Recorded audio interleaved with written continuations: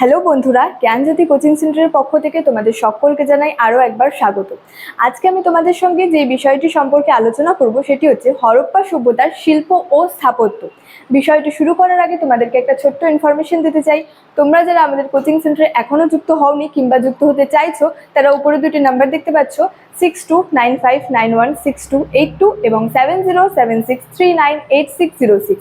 তো তোমরা যারা এখনো আমাদের সঙ্গে যুক্ত হওনি, তারা কিন্তু এই দুটি নাম্বারের মধ্যে যে কোনো একটি নাম্বারে যোগাযোগ করে আমাদের সঙ্গে কিন্তু যুক্ত হয়ে যেতে পারো। তো দেরি না করে কিন্তু আজকে বিষয় সম্পর্কে আলোচনা শুরু করছি। দেখো, হরপ্পা সভ্যতার শিল্প ও স্থাপত্য। তো এই যে হরপ্পা সভ্যতা হচ্ছে বিশ্বের মধ্যে সর্বপ্রথম হচ্ছে নগর কেন্দ্রিক সভ্যতা। তো এখানে বলছে যে নগর পরিকল্পনার যদি ধ্বংসাবশেষগুলি যে ছিল, সেই ধ্বংসাবশেষ থেকেই প্রমাণ পাওয়া যায় বা প্রমাণ করে যে এখানে হচ্ছে শিল্প স্থাপত্যের নিদর্শনের কথা।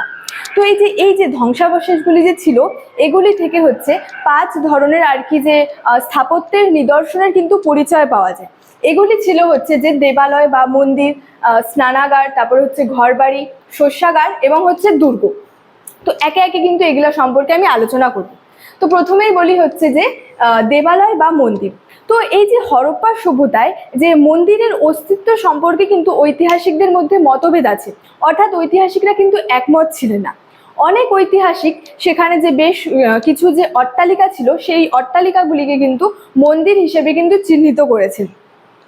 তো ঐতিহাসিক ব্যাসাম এই সম্পর্কে হচ্ছে মন্তব্য করেছেন যে এই যে অট্টালিকাগুলিকে যে মন্দির বলা হয়েছে, তো এই মন্দিরগুলির মধ্যে নিশ্চয়ই হচ্ছে দেবদেবীর মূর্তি থাকবে, কিন্তু বলা হয়েছে এই যে অট্টালিকাগুলিকে যে মন্দির বলা হয়েছে, এই অট্টালিকার মধ্যে মন্দিরগুলির মধ্যে কিন্তু দেবদেবীর মূর্তি কিন্তু পাওয়া যায়নি। অর্থাৎ এই যে অট্টালিকাগুলিকে যে মন্দির বলা হয়েছে, এই মন্দিরগুলির মধ্যে, মন্দিরে অবশ্যই যে দেবদেবীর তো মূর্তি থাকে না, তো এই অট্টালিকার মধ্যে কিন্তু কোনো হচ্ছে দেবদেবীর মূর্তি কিন্তু পাওয়া যায়নি।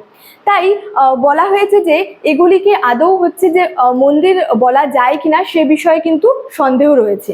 অর্থাৎ সেখানে যে অট্টালিকাগুলি ছিল, এগুলিকে যে মন্দির হিসেবে চিহ্নিত করা হয়েছে, এই মন্দির মানে অট্টালিকাগুলিতে কিন্তু কোনো হচ্ছে দেবদেবীর মূর্তি পাওয়া যায়নি। তো তাই বলা হয়েছে যে এ বিষয়ে হচ্ছে সন্দেহ রয়েছে, যে সেখানে মানে যে অট্টালিকাগুলি ছিল মানে মন্দির বলা হয়েছে সেই বিষয়ে কিন্তু সন্দেহ কিন্তু রয়েছে। নেক্সট বলছে হচ্ছে স্নানাগার।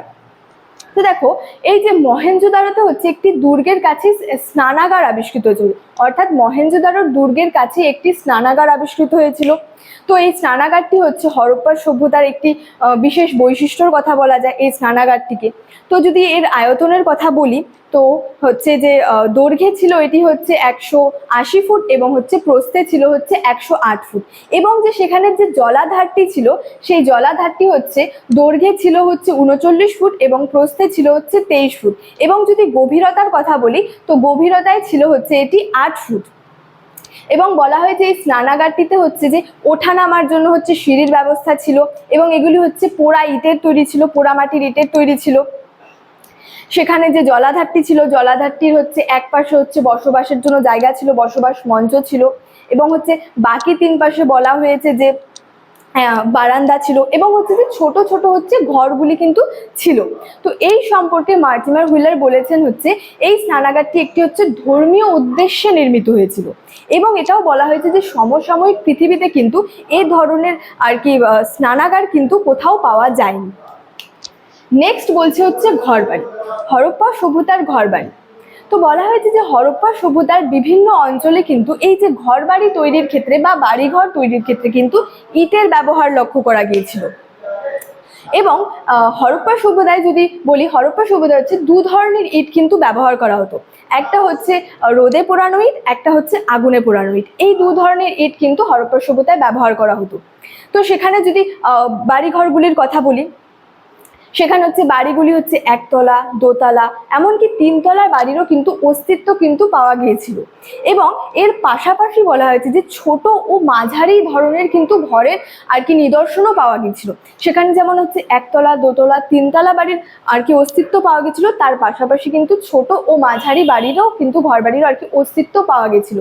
তো এর থেকেই অনুমান করা হয় যে এই যে বড় বাড়িগুলিতে হচ্ছে উঁচু শ্রেণীর মানুষেরা বসবাস করত, এবং এই যে ছোট এবং যে মাঝারি যে আর কি ঘর বাড়িগুলি ছিল এগুলিতে হচ্ছে নিম্ন শ্রেণীর অর্থাৎ নিচু শ্রেণীর মানুষেরা কিন্তু বসবাস করতো বলে বলা হয়েছে। তো এর থেকেই বোঝা যায় যে হরপ্পা সভ্যতায় হচ্ছে শ্রেণী বৈষম্য কিন্তু ছিল। এবং এটাও বলা হয়েছে এই যে বাড়িগুলি তৈরি হইতো, এই বাড়ি তৈরির ক্ষেত্রে কিন্তু একই মাপের কিন্তু ইট ব্যবহৃত হতো। তো এখানে প্রত্যেকটি বাড়িতে হচ্ছে উঠোন ছিল, স্নানাগার ছিল, সেখানে হচ্ছে নিজস্ব কূপ ছিল, এবং বলা হয়েছে যে উন্নত পয়ঃপ্রণালী ব্যবস্থা বা জল নিকাশি ব্যবস্থা কিন্তু থাকতো। তো এ সম্পর্কে ডিডি কোশাম্বী বলেছেন যে এখানের এই যে এত উন্নত মানের যে পয়ঃপ্রণালী যে ব্যবস্থা ছিল, এই কারণে কিন্তু হরপ্পা সভ্যতাকে মেসোপটেমিয়া সভ্যতা থেকে কিন্তু পৃথক বলা চলে, অর্থাৎ আলাদা বলা চলে। এই যে উন্নত মানের সেখানে যে পয়ঃপ্রণালী ব্যবস্থা ছিল, এর কারণেই কিন্তু হরপ্পা সভ্যতাকে মেসোপটেমিয়া সভ্যতা থেকে কিন্তু আলাদা বলা চলে। নেক্সট হচ্ছে শস্যাগার। বলা হয়েছে যে এই যে হরপ্পা সভ্যতার যদি প্রধান স্থাপত্য কীর্তির কথা বলি, তো এটি ছিল হচ্ছে এখানের হচ্ছে শস্যাগার। এবং বলা হয়েছে হরপ্পা ও মহেঞ্জোদারোতে হচ্ছে দুটি শস্যাগার আবিষ্কৃত হয়েছিল। তো এই দুটি যে শস্যাগার আবিষ্কৃত হয়েছিল, এই দুটি শস্যাগারের গঠন এবং আকার কিন্তু একই ধরনের ছিল বলা হয়েছে। যদি হরপ্পার শস্যাগারটির অবস্থানের কথা বলি, এটি হচ্ছে রাভি বা ইরাবতী নদীর তীরে অবস্থিত, এবং যদি এখানের হচ্ছে যে আয়তনের কথা বলি, এটি ছিল হচ্ছে দৈর্ঘ্যে ছিল হচ্ছে 169 ফুট এবং হচ্ছে প্রস্থে ছিল হচ্ছে 135 ফুট। তো বলা হয়েছে সেখানে শস্য আর কি ঝাড়াই বাছাই মাড়াই করার জন্য সেখানে হচ্ছে শ্রমিকরা নিযুক্ত ছিল, এবং বলা হয়েছে যে সেখানে হচ্ছে শস্যাগারটি সংলগ্ন স্থানে কিন্তু ছোট ছোট ঘরের সন্ধান পাওয়া গেছিল। তো বলা হয়েছে এই যে শ্রমিকরা আর কি শস্য ঝাড়াই মাড়াই করতো, তারা কিন্তু এই যে ছোট ঘরগুলির যে সন্ধান পাওয়া গেছে, সম্ভবত তারা কিন্তু এখানে বসবাস কিন্তু করতো। তো এই শস্যাগারটি থেকেই প্রমাণ পাওয়া যায় যে আধুনিক কালের যে শস্য মজুত ও যে লেনদেনের একটা ব্যবস্থা ছিল, সেই ব্যবস্থার মতো কিন্তু হরপ্পা সভ্যতাতেও হচ্ছে অনুরূপ কিন্তু অর্থাৎ এই একই রকমের কিন্তু ব্যবস্থার প্রচলন ছিল, এটা বলা হয়েছে। এবং ব্যাসাম বলেছেন এই হচ্ছে শস্যাগারটিকে হচ্ছে রাষ্ট্রীয় ব্যাংকের সঙ্গে কিন্তু তুলনা করেছে। লাস্টে বলেছে হচ্ছে দুর্গ। দেখো, হরপ্পা সভ্যতার যদি নগর পরিকল্পনার একটি অন্যতম বৈশিষ্ট্যের কথা বলি, সেটি ছিল হচ্ছে এখানের হচ্ছে দুর্গ। তো এই যে হরপ্পা সভ্যতার যে এলাকাগুলি ছিল, এই এলাকাগুলিকে কিন্তু দুটি ভাগে বিভক্ত করা হতো, একটি হচ্ছে উঁচু এলাকা এবং একটি হচ্ছে নিচু এলাকা। তো এই উঁচু এলাকার কথা যদি বলি, উঁচু এলাকার হচ্ছে যারা থাকতো আর কি, মানে উঁচু এলাকাগুলি যে ছিল, এগুলি কিন্তু সিটাডেল নামে পরিচিত ছিল। এবং এই যে উঁচু এলাকা বা যে এই সিটাডেলগুলি ছিল, এগুলি কিন্তু চারপাশ দিয়ে শক্ত প্রাচীর দিয়ে কিন্তু ঘেরা থাকতো, এবং বলা হয়েছে এখানেই থাকতো হচ্ছে নগরের দুর্গ। তো এই যে উঁচু এলাকাগুলি ছিল, এই উঁচু এলাকায় হচ্ছে যে শাসক শ্রেণীর মানুষেরা বসবাস করত, এবং যে নিচু এলাকা ছিল, এই নিচু এলাকায় হচ্ছে সাধারণ মানুষেরা বসবাস করত। এবং বললাম যে এই যে সিটাডেল এলাকাটি বা এই যে উঁচু এলাকাটি হচ্ছে যে প্রাচীর দিয়ে ঘেরা থাকতো, এই প্রাচীরগুলি হচ্ছে পোড়ামাটির ইটের তৈরি ছিল। এবং এই যে সিটাডেল এলাকায় যে চারপাশে প্রাচীর দিয়ে ঘেরা থাকতো, এই প্রাচীরগুলির হচ্ছে কোণে কোণে হচ্ছে বিশাল বিশাল আর কি গম্বুজ ছিল, এবং বলা যায় যে এই গম্বুজগুলিও কিন্তু পোড়া ইটেরই কিন্তু তৈরি ছিল। অর্থাৎ সেখানে হরপ্পা সভ্যতার এলাকাগুলিকে হচ্ছে দুভাগে বিভক্ত ছিল, উঁচু এলাকা এবং নিচু এলাকা, এবং এই উঁচু এলাকাগুলি হচ্ছে সিটাডেল নামে পরিচিত ছিল, এবং এই উঁচু এলাকায় বসবাস করতে হচ্ছে যে শাসক শ্রেণীর মানুষেরা, এবং নিচু এলাকায় হচ্ছে যে সাধারণ মানুষেরা আর কি বসবাস করতো। এবং সিটাডেল এলাকাটি হচ্ছে যে চারপাশ দিয়ে প্রাচীর দিয়ে ঘেরা থাকতো, এবং এই প্রাচীরগুলি পোড়া ইটেরই তৈরি ছিল। প্রাচীরগুলির কোণে কোণে অর্থাৎ হচ্ছে গম্বুজ ছিল, বড় বড় গম্বুজ। তো এই গম্বুজগুলিও কিন্তু বলা যায় যে সাধারণত হচ্ছে পোড়া ইটেরই কিন্তু তৈরি ছিল।